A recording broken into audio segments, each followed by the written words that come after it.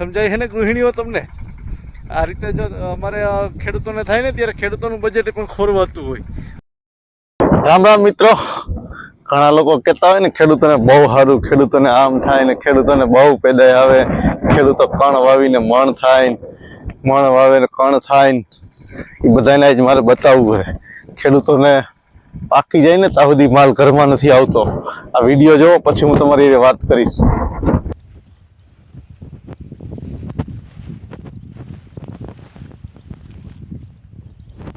ભૂંદડા કામ કરી ગયા હે, જો દે તો જોઈ લે.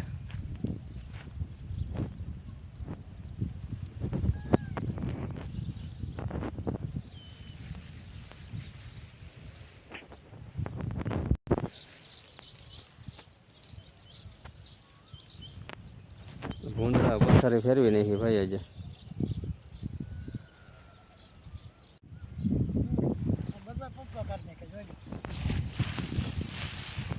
એ બધા છોડવા ઉપર નાખ્યા.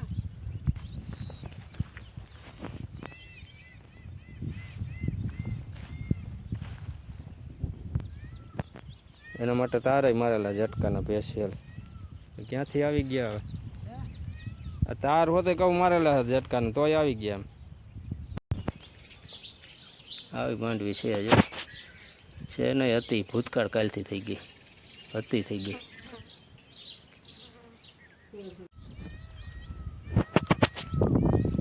જો બધી ફેરવી નાખી.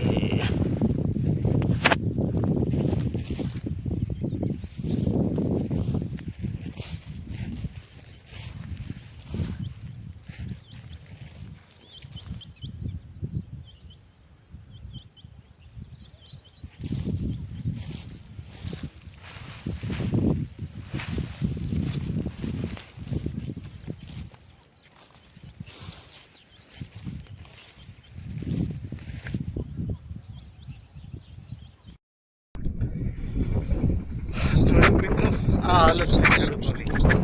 અને આ વિડીયો છે આપણે ભરતભાઈનો. આપણે લોધિકા તાલુકાનું એક ગામ છે, ત્યાંનો વિડીયો છે મિત્રો. હવે વિચાર કરો જી, એને આખા વર્ષની મહેનત પાણીમાં ગઈ.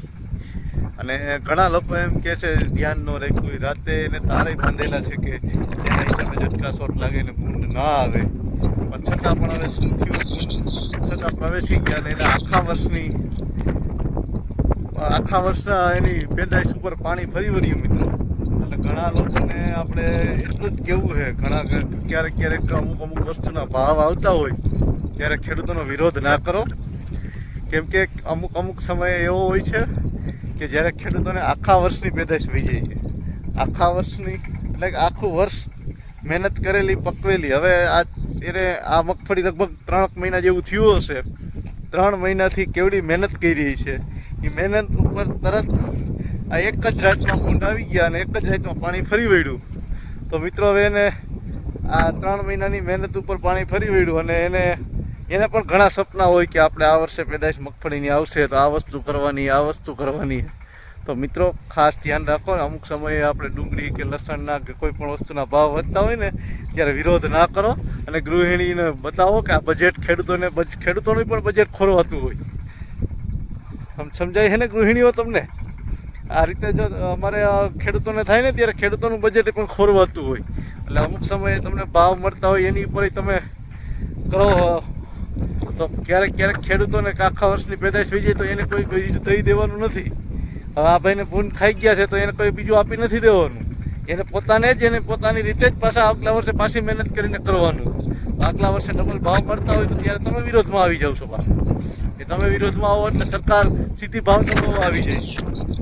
તો મિત્રો ખાસ વિડીયોને શેર કરો અને બધા લોકો સુધી પહોંચાડો. ખેડૂતોની હાલત કેવી છે અત્યારે કફોડી.